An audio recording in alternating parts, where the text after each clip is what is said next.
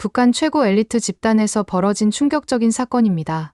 겉보기엔 화려한 미모와 완벽한 미소로 하늘을 나는 북한의 승무원들. 하지만 그들이 하는 일은 단순한 비행만이 아니라고 합니다. 2023년 7월 한국에 입국한 전직 고려항공 승무원이 북한 최고 권력층의 조직적 범죄를 폭로했습니다.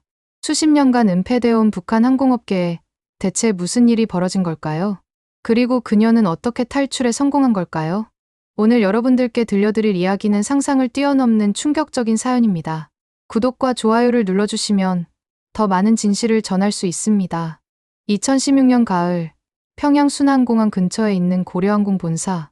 건물 앞에는 수백 명의 여학생들이 줄을 서 있었습니다. 저도 그중 한 명이었어요.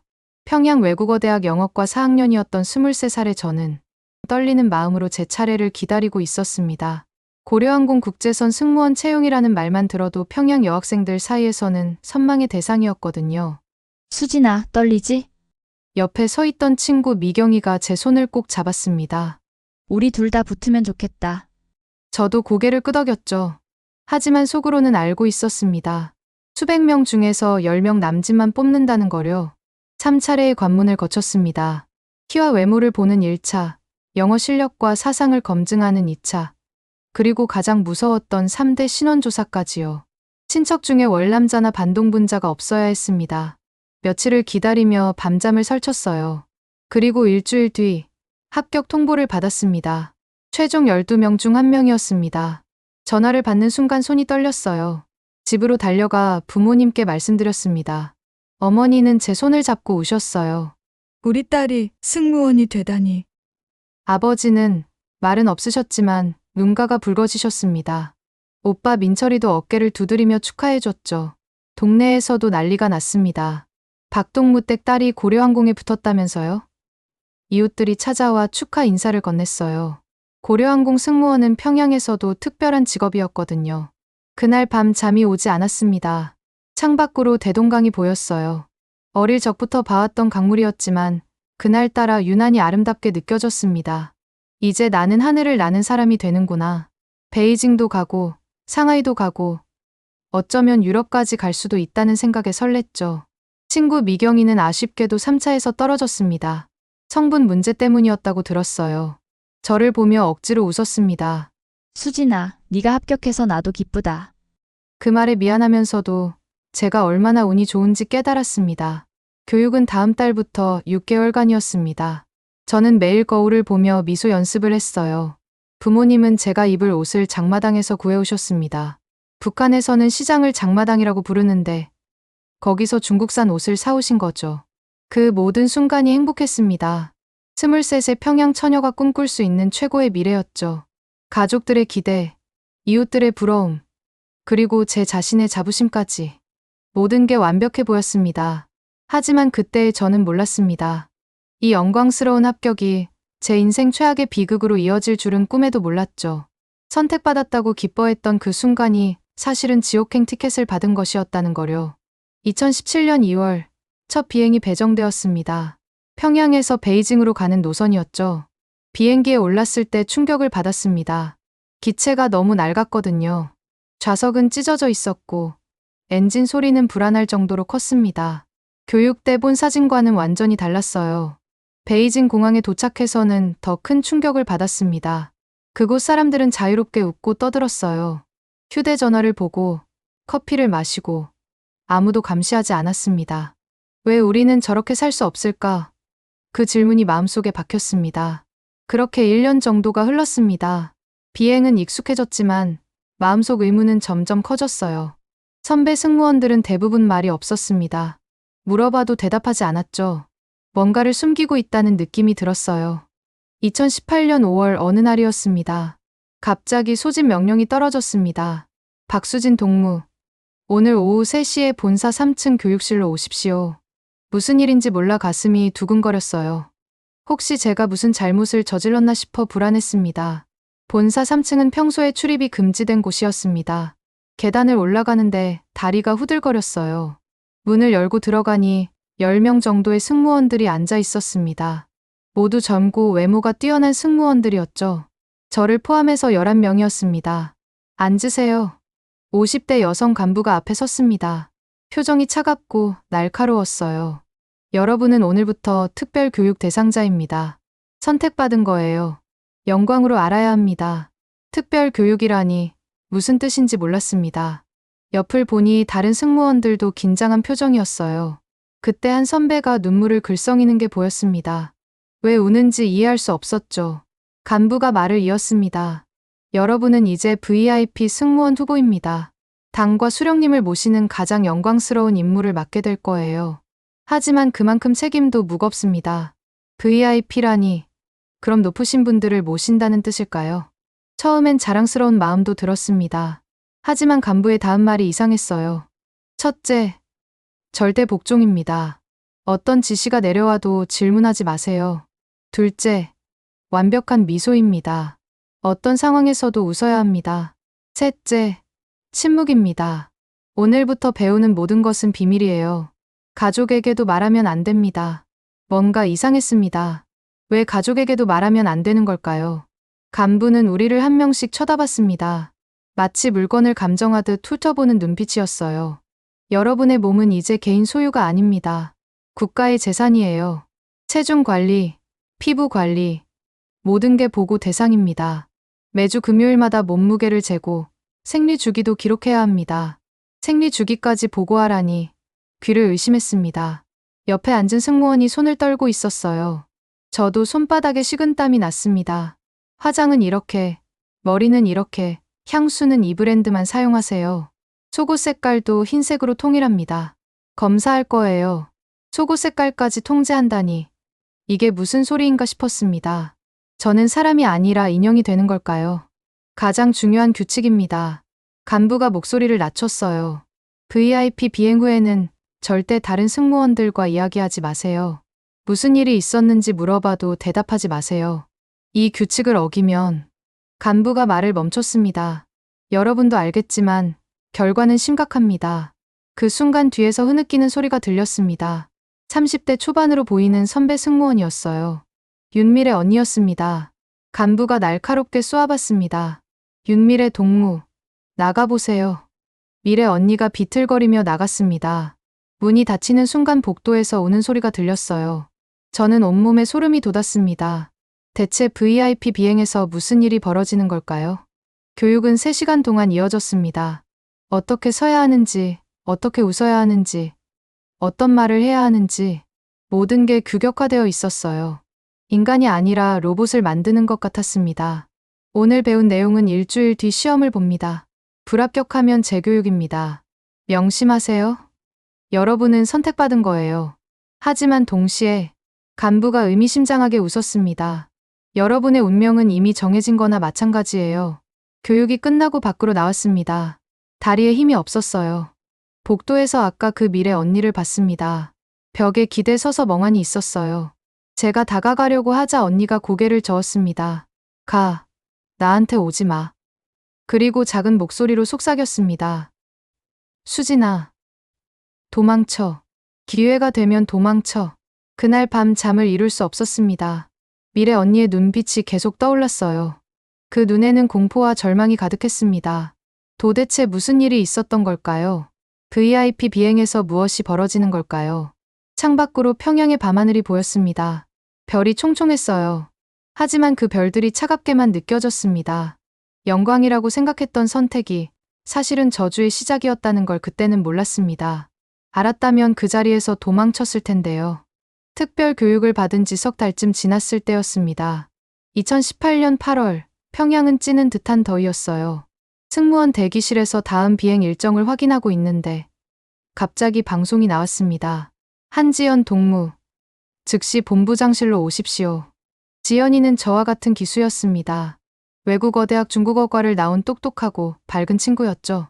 웃을 때 보조개가 들어가는 게 참 예뻤어요. 저희는 교육 때부터 친하게 지냈습니다. 수진아, 나 불렀대. 무슨 일이려나? 지연이가 불안한 얼굴로 일어났습니다. 저는 괜찮다고 손을 흔들어줬죠. 빨리 갔다 와. 1시간쯤 지나 지연이가 돌아왔습니다. 얼굴이 환하게 밝아져 있었어요. 수진아, 나 VIP 비행 배정받았어. 대기실에 있던 승무원들이 모두 돌아봤습니다. 부러워하는 눈빛, 축하하는 목소리가 쏟아졌어요. 와, 한지연 동무 축하해요. 대단하네. 벌써 VIP 비행이라니. 우리도 언젠가 기회가 오겠지? 그때 구석에 앉아있던 미래 언니가 지연이를 물끄러미 쳐다봤습니다. 그 눈빛을 지금도 잊을 수가 없어요. 동정과 슬픔이 뒤섞인 표정이었습니다. 마치 곧 죽을 사람을 보는 것 같았죠. 지연이는 신이 나서 준비를 시작했습니다. 수진아, 이번에 잘하면 나중에 더 좋은 기회가 올 수도 있대. 해외 연수도 갈 수 있고, 저도 함께 기뻐해줬습니다. 하지만 속으로는 이상한 불안감이 들었어요. 미래 언니의 그 눈빛 때문이었습니다. 일주일 뒤, 지연이의 VIP 비행 날이 왔습니다. 아침 일찍 단장을 하고 나간 지연이는 완벽해 보였어요. 머리 한 올을 틀어짐 없이 말끔했습니다. 다녀올게, 수진아. 손을 흔들며 떠나는 지연이를 보며 저도 웃어줬습니다. 그런데 그날 밤, 지연이는 돌아오지 않았습니다. VIP 비행은 보통 당일 복귀인데 연락이 없었어요. 다음 날도, 그 다음 날도 소식이 없었습니다. 사흘째 되던 날 밤, 지연이가 숙소로 돌아왔습니다. 문을 열고 들어온 지연이를 보는 순간 숨이 멎는 줄 알았습니다. 완전히 다른 사람이 되어 있었거든요. 머리는 흐트러져 있었고 눈은 충혈되어 있었어요. 뺨에는 멍 같은 게 있었습니다. 무엇보다 눈빛이 달랐어요. 생기라곤 전혀 없는 죽은 사람의 눈이었습니다. 지연아, 무슨 일 있었어? 제가 다가가려 하자 지연이가 손을 내저었습니다. 오지 마. 제발 오지 마. 목소리가 갈라져 있었어요. 그리고 침대에 쓰러지듯 누웠습니다. 그날 밤 내내 지연이는 악몽을 꾸었습니다. 싫어요. 싫어요. 하며 몸부림쳤어요. 제발 안 돼요. 라고 울부짖었습니다. 저는 지연이를 깨우려 했지만 깨어나지 않았어요. 땀에 흠뻑 젖어 괴로워하는 지연이를 보며 저도 눈물이 났습니다. 다음 날 아침, 지연이는 말없이 일어나 화장실로 갔습니다. 한참 만에 나왔는데 샤워를 한 것 같았어요. 하지만 아무리 씻어도 지워지지 않는 게 있다는 듯 피부가 벌겋게 되도록 문질렀던 모양이었습니다. 지연아, 밥 먹자. 제가 말을 걸었지만 지연이는 고개만 저었습니다. 그 뒤로 지연이는 거의 말을 하지 않았어요. 비행 일정이 있을 때만 기계처럼 움직였습니다. 웃음은 완전히 사라졌죠. 예전에 밝았던 지연이는 어디론가 사라지고 없었습니다. 한 달쯤 지났을까요? 지연이의 몸무게가 눈에 띄게 줄었습니다. 밥을 거의 먹지 않았거든요. 손목에는 이상한 자국들이 생겼어요. 제가 물어보면 벽에 부딪혔어 하고 얼버무렸습니다. 거짓말인 걸 알 수 있었죠. 어느 날 밤, 화장실에서 구토 소리가 들렸습니다. 문을 두드렸지만 지연이는 열어주지 않았어요. 괜찮아. 그냥 체한 것 같아. 하지만 목소리는 전혀 괜찮지 않았습니다. 그렇게 석 달이 흘렀습니다. 2018년 11월, 갑자기 비상 소집이 걸렸습니다. 본부장이 승무원들을 모두 모았어요. 표정이 심각했습니다. 여러분께 안타까운 소식을 전합니다. 한지연 동무가 어제 밤 사고로 사망했습니다. 순간 귀가 먹먹해졌습니다. 뭐라고요? 지연이가 죽었다고요? 본부장은 계속 말했습니다. 한강에서 발견되었습니다. 실족사로 보입니다. 동무들은 이 일을 함부로 입에 담지 마십시오. 실족사라니 말도 안 됐습니다. 지연이가 왜 한강에 갔겠어요? 평양 사람이 한강을 왜 가겠습니까? 모두가 알고 있었습니다. 이게 실족사가 아니라는 거요. 하지만 아무도 입을 열지 못했어요. 장례식은 조촐하게 치러졌습니다. 지연이 부모님이 오셨어요. 어머니는 통곡하셨습니다. 우리 딸이 왜 우리 딸이... 아버지는 말없이 서 계셨지만 주먹을 불끈 쥐고 계셨어요. 손톱이 손바닥에 박혀 피가 날 정도였습니다. 저는 지연이 어머니께 인사를 드렸습니다. 저는 지연이와 친했던 말을 잊지 못했어요. 어머니가 제 손을 잡으셨습니다. 우리 지연이가 마지막에 뭐라고 하던가요? 힘든 일이라도 있었나요? 대답할 수 없었습니다. 진실을 말할 수도 없었고 거짓말을 할 수도 없었어요. 그저 고개를 숙일 뿐이었습니다. 어머니는 제 손을 꼭 쥐시더니 말씀하셨어요. 우리 딸이 그러더래요. 고려항공 승무원이 된 게 제일 후회된다고. 그 말에 온몸이 얼어붙었습니다. 지연이가 후회했다고요. 그토록 기뻐하던 그 자리를요. 장례식이 끝나고 숙소로 돌아왔습니다. 지연이가 쓰던 침대는 텅 비어 있었어요. 베개 밑에서 작은 종이 하나가 나왔습니다. 지연이의 글씨였어요. 휘갈겨 쓴 듯 흐릿했지만 읽을 수 있었습니다. 미안해. 나는 더 이상 웃을 수가 없어. 수진아, 넌 제발 살아. 도망쳐. 종이를 쥔 손이 떨렸습니다. 지연이는 자살한 거였습니다. 실족사가 아니라 스스로 목숨을 끊은 거였어요. VIP 비행 이후 석 달 동안 지연이가 얼마나 괴로워했을지 상상조차 할 수 없었습니다. 그날 밤, 잠을 이룰 수 없었습니다. 창밖으로 평양의 불빛이 보였어요. 화려해 보이는 그 불빛 아래 얼마나 많은 비밀이 숨겨져 있을까요? 얼마나 많은 지연이들이 고통받고 있을까요? 그제야 깨달았습니다. 황금 티켓은 축복이 아니었습니다. 그건 죽음으로 가는 표였어요. VIP 비행 배정은 영광이 아니라 저주였습니다. 그리고 언젠가는 제 이름도 불릴 거라는 걸 알았습니다. 그때 저는 지연이처럼 될까요? 아니면 두려웠습니다. 하지만 동시에 분노가 치밀어 올랐어요. 이렇게는 안 된다고, 이대로 당할 수는 없다고. 지연이를 잃고 나서야 비로소 알게 되었습니다. 이곳에서 벗어나지 못하면 저도 죽는다는 거요. 지연이가 죽은 지 1년이 조금 넘었습니다. 2020년 1월이었어요. 그날도 평범한 아침이었습니다. 대기실에서 비행 일정을 확인하고 있는데 방송이 나왔습니다. 박수진 동무, 즉시 본부장실로 오십시오. 심장이 멎는 줄 알았습니다. 아니, 제발 아니길. 다리가 후들거렸지만 일어나야 했어요. 복도를 걸어가는 동안 지연이 얼굴이 계속 떠올랐습니다. 무너진 모습, 죽은 듯한 눈빛, 그리고 마지막 쪽지. 본부장실 문을 두드렸습니다. 들어오시오. 안으로 들어가니 본부장이 서류를 보고 있었어요. 얼굴을 들더니 말했습니다. 박수진 동무, 축하하오. 특별 비행에 배정되었소. 특별 비행이라는 말에 온몸이 얼어붙었습니다. 그건 VIP 비행을 돌려 말하는 거였죠. 그분께서 직접 지명하셨소. 영광으로 알아야 하오. 본부장이 웃었지만 그 웃음이 섬뜩했습니다. 내일 오전 10시 출발이오. 북경으로 갑니다. 준비 잘하시오. 더 이상 말할 수 없었어요. 예, 알겠습니다. 하고 대답했지만 목소리가 떨렸습니다. 숙소로 돌아와 침대에 주저앉았습니다. 손이 부들부들 떨렸어요. 지연이가 받았던 그 황금 티켓을 제가 받은 겁니다. 도망치고 싶었습니다. 하지만 어디로요? 북한에서 도망칠 곳은 없었어요. 거부할 수도 없었습니다. 거부하면 제 가족이 어떻게 될지 뻔했죠. 그날 밤 한숨도 못 잤습니다. 천장만 바라봤어요. 부모님 얼굴이 떠올랐습니다. 오빤 요즘 결혼 준비 중이라고 들었어요. 제가 문제를 일으키면 오빠의 결혼도 망가질 겁니다. 저 하나 때문에 가족 전체가 정치범 수용소로 갈 수도 있었죠. 다음 날 아침, 거울을 봤습니다. 밤새 울어서 눈이 퉁퉁 부었어요. 찬물로 세수하고 화장을 했습니다. 배운 대로 완벽하게요. 립스틱을 바르는 손이 떨렸습니다. 거울 속 제 얼굴이 낯설었어요. 이게 정말 나일까? 공항에 도착하니 특별 대기실로 안내됐습니다. 일반 승무원들과 분리된 곳이었어요. 거기서 보안 담당자가 제 몸을 검사했습니다. 가방을 뒤지고 옷까지 확인했어요. 휴대전화는 당연히 압수당했습니다. 그 어떤 것도 기록하면 안 됩니다. 알겠습니까? 비행기는 작았습니다. 승객은 단 한 분, 그분뿐이었어요. 승무원도 저 혼자였습니다.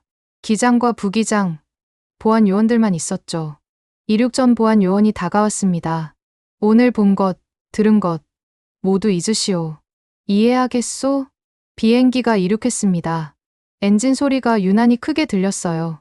아니, 제 심장 소리였을지도 모릅니다. 객실로 들어가야 했습니다. 문을 여는 순간 온몸에 소름이 돋았어요. 그분이 앉아 계셨습니다. 사진에서만 보던 그분이었죠. 평생 숭배하라고 배웠던 그분. 하지만 실제로 보니 전혀 달랐습니다. 눈빛이 차갑고 날카로웠어요. 저를 보는 시선이 사람을 보는 게 아니라 물건을 보는 것 같았습니다. 가까이 오시오. 명령이었습니다. 다가갔습니다. 웃어야 했어요. 배운 대로 완벽하게 웃어야 했습니다. 수령님을 모시게 되어 영광입니다. 목소리가 떨리지 않도록 애썼습니다. 그분은 말없이 저를 훑어봤습니다. 마치 상품을 평가하듯이요. 나이가 27입니다. 가족은 부모님과 오빠가 있습니다. 대답하면서 속으로 빌었어요. 제발 가족 이야기는 하지 말아달라고. 2시간 반의 비행이 지옥같이 길었습니다. 계속 시중을 들어야 했어요. 차를 따르고, 물을 따르고, 미소를 지어야 했습니다. 그분의 눈길이 느껴질 때마다 피부가 오싹했습니다. 베이징에 도착했습니다. 공항에서 바로 고급 호텔로 이동했어요. 저는 다른 방에 배정될 줄 알았습니다. 하지만 보안 요원이 말했습니다. 박수진 동무, 3시간 후 최고층 스위트룸으로 오시오. 3시간, 제게 주어진 시간이었습니다. 방에 혼자 남았어요. 도망칠까 생각했습니다. 하지만 호텔 복도에는 보안 요원들이 지키고 있었죠. 창문을 열어봤습니다. 40층이었어요. 뛰어내릴까 하는 생각도 들었습니다. 지연이처럼요. 하지만 부모님이 떠올랐습니다. 제가 죽으면 부모님은 어떻게 될까요? 가족들은요. 저는 도망칠 수도, 죽을 수도 없었습니다. 그저 견뎌야 했어요. 3시간이 지났습니다. 거울을 보며 마지막으로 화장을 고쳤습니다. 립스틱을 다시 바르고 머리를 매만졌어요. 완벽해야 했습니다. 완벽하게 웃어야 했습니다.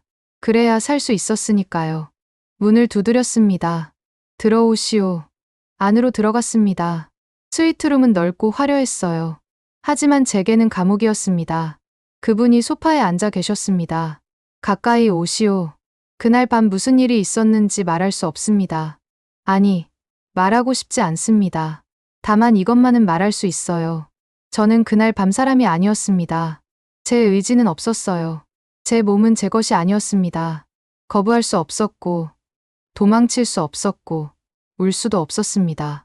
그저 웃어야 했어요. 완벽하게 웃으며 모든 걸 견뎌야 했습니다.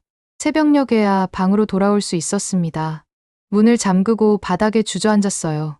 그제야 울음이 터져 나왔습니다. 소리 내어 울 수는 없었어요. 입을 틀어막고 조용히 울었습니다. 샤워실로 들어가 물을 틀었습니다. 뜨거운 물로 몸을 씻고 또 씻었어요. 피부가 벌겋게 되도록 문질렀습니다. 하지만 지워지지 않았습니다. 그 느낌이, 그 치욕이 지워지지 않았어요. 거울을 봤습니다. 거울 속 제 얼굴은 멀쩡했어요. 하지만 저는 알 수 있었습니다. 그 안에 있던 박수진은 죽었다는 거요. 지연이가 왜 죽었는지 이제 완벽히 이해했습니다. 이건 견딜 수 있는 게 아니었어요. 이건 인간으로서 감당할 수 있는 일이 아니었습니다. 평양으로 돌아가는 비행기 안에서 창밖을 봤습니다. 구름 위는 평화로워 보였어요. 하지만 저는 알고 있었습니다. 이 평화로운 하늘 아래 얼마나 많은 지옥이 숨겨져 있는지요. 얼마나 많은 여자들이 저와 같은 고통을 겪었는지요. 그날 이후 저는 변했습니다. 더 이상 웃을 수 없었어요. 밥맛도 없었고 잠도 오지 않았습니다. 악몽이 계속됐죠. 지연이처럼요. 이제 이해했습니다. 황금 티켓의 진짜 의미를요. 그건 죽음보다 더한 고통으로 가는 표였습니다. 그날 이후 1달 남짓 지났습니다. 밤마다 악몽을 꾸었고 체중이 5kg이나 빠졌어요. 비행 일정이 있을 때만 억지로 미소를 지었습니다. 하지만 그 미소는 가면이었죠.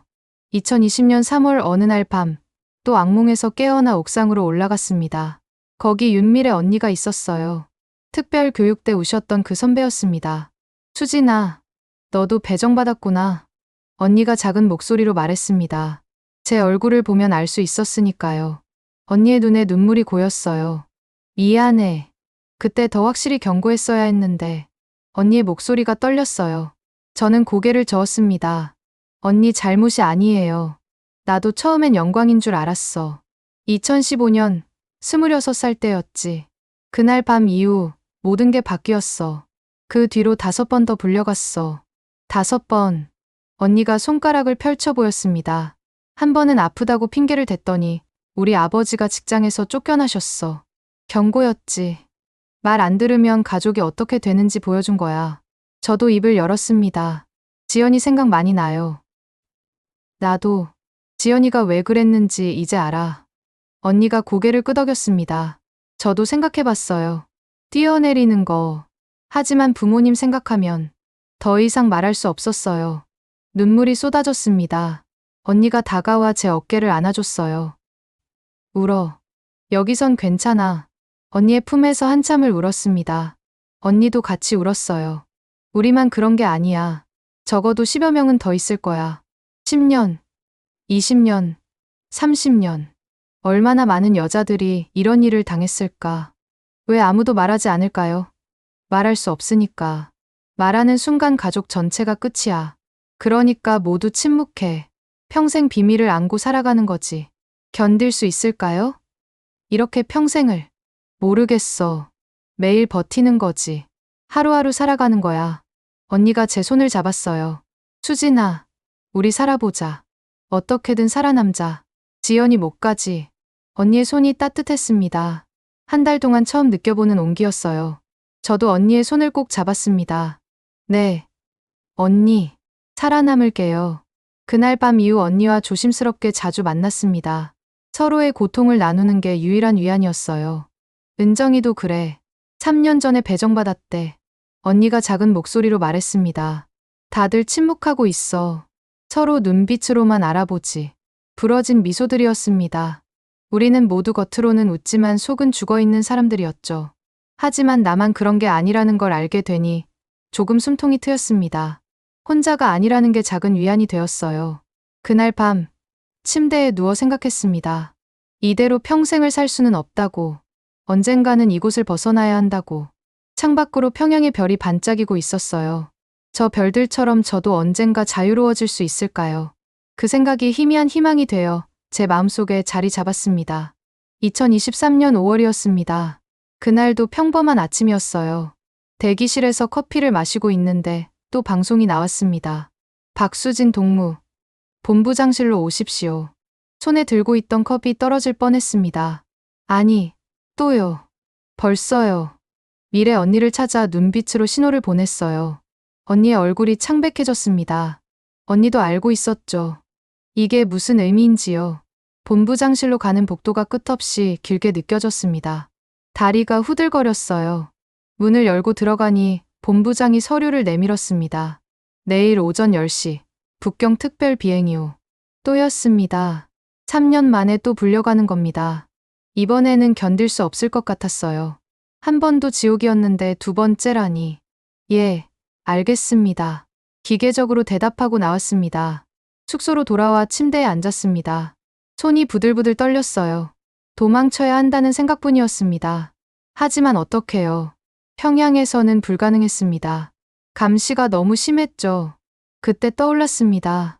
베이징이라면요. 베이징 공항이라면 가능하지 않을까. 화장실에서 옷을 갈아입고 공항을 빠져나가면. 미친 생각이었습니다. 실패하면 저는 물론이고 부모님과 오빠도 끝장이에요. 정치범 수용소로 보내질 겁니다. 하지만 이대로는 살 수 없었습니다. 지연이가 왜 죽었는지 이제 너무 잘 알았어요. 이번에 또 가면 저도 지연이처럼 될 겁니다. 죽든지 미치든지 둘 중 하나였죠. 밤새 계획을 세웠습니다. 베이징 공항 화장실에서 승무원 옷을 벗고 평범한 옷으로 갈아입기. 공항을 나가 택시를 타고 한국 대사관으로 가기. 중국어는 어느 정도 할 줄 알았습니다. 동료들 중에 중국어 잘하는 친구가 있었거든요. 하지만 돈이 문제였습니다. 북한 돈으로는 중국에서 쓸 수 없었어요. 그래서 몰래 장마당에서 중국 위안화를 구했습니다. 제 월급 3개월치를 모두 털어서요. 많지 않았지만 택시비 정도는 될 것 같았습니다. 옷도 준비했습니다. 평범한 청바지와 티셔츠를 구했어요.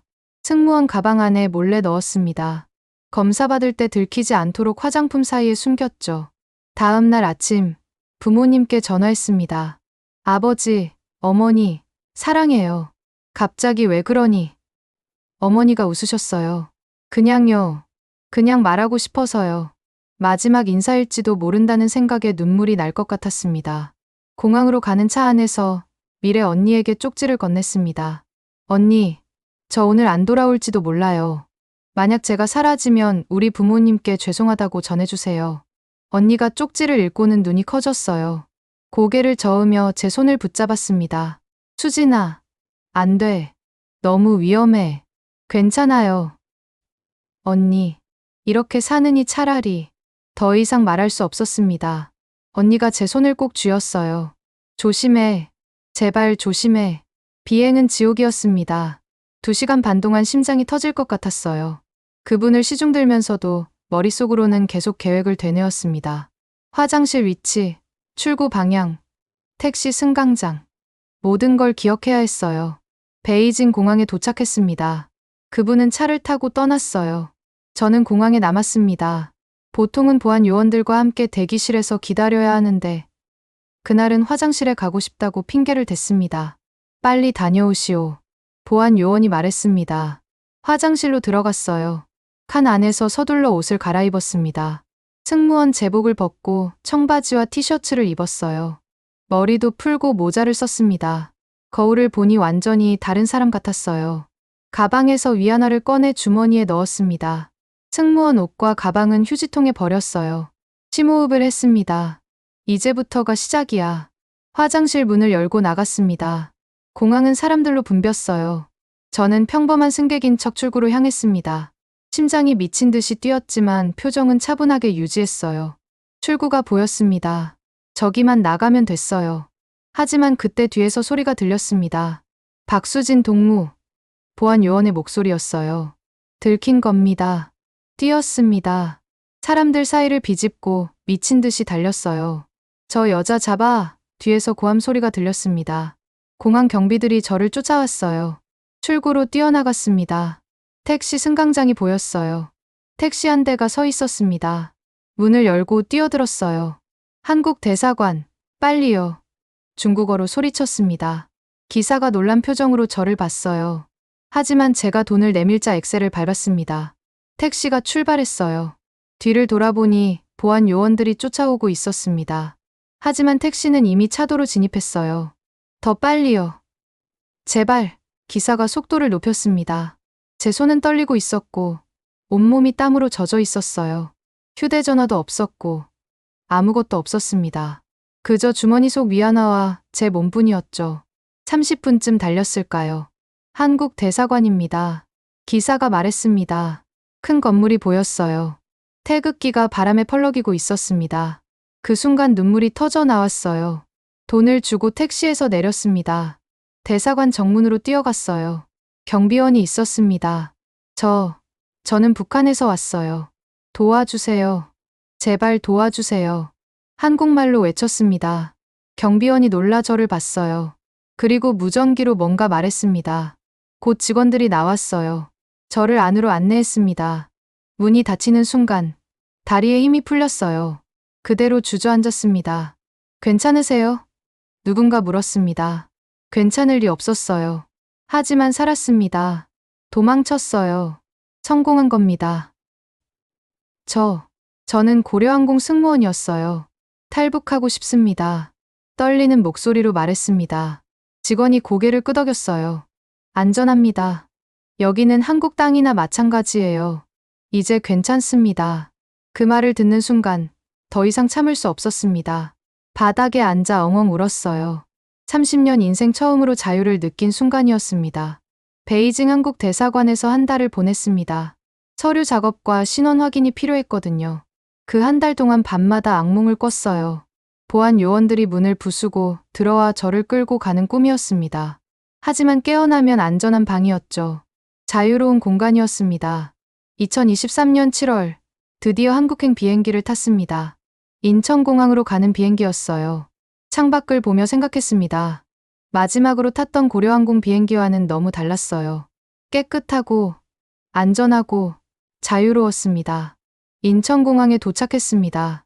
비행기에서 내리는 순간, 다리가 후들거렸어요. 여기가 정말 한국이구나. 같은 말을 쓰는 나라, 같은 민족이 사는 땅. 하지만 북한과는 완전히 다른 세상이었죠. 공항을 나오는데 눈물이 났습니다. 사람들이 자유롭게 웃고 떠들고 있었어요. 아무도 감시하지 않았습니다. 누가 어디로 가는지, 누구와 통화하는지 아무도 신경 쓰지 않았어요. 이게 자유구나. 진짜 자유구나. 통일부 직원이 저를 맞이했습니다. 수고하셨습니다. 이제 안전합니다. 그 말에 또 울었어요. 평생 처음 들어보는 말이었거든요. 안전하다는 말을요. 하나원에서 석 달을 보냈습니다. 탈북자들을 위한 교육시설이었어요.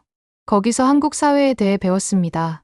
은행 사용법, 지하철 타는 법, 휴대전화 쓰는 법. 모든 게 낯설었지만 신기했어요. 가장 충격적이었던 건 마트였습니다. 처음 마트에 갔을 때 얼어붙었어요. 너무 많은 물건들이 있었거든요.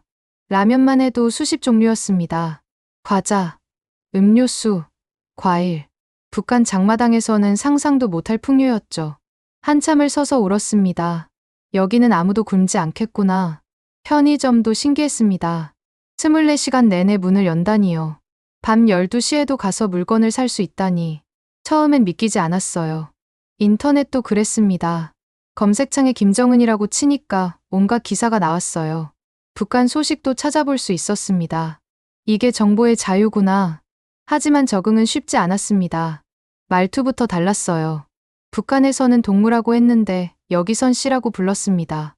발음도 조금씩 달랐고요. 저 북한에서 왔어요라고 하면 사람들이 신기하게 쳐다봤어요. 어떤 분들은 안쓰럽다는 눈빛을 보내기도 했습니다. 가장 힘든 건 가족 생각이었습니다. 부모님은 어떻게 지내실까요? 제가 사라진 걸 아셨을 거예요. 얼마나 놀라셨을까요? 오빠는 결혼했을까요?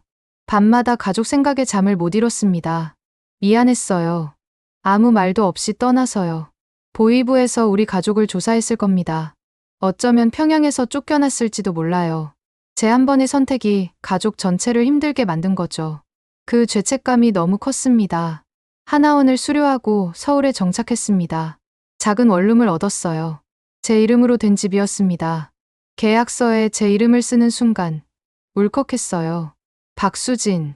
제 이름이었습니다. 누군가의 소유물이 아니라 저 자신의 이름이었죠. 직장도 구했습니다. 작은 무역회사 사무직이었어요. 영어를 할 줄 안다는 게 도움이 됐습니다. 월급을 받는 날 통장을 보며 또 울었어요. 제가 번 돈이었습니다. 제 노동의 대가였죠. 아무도 빼앗아 가지 않았어요.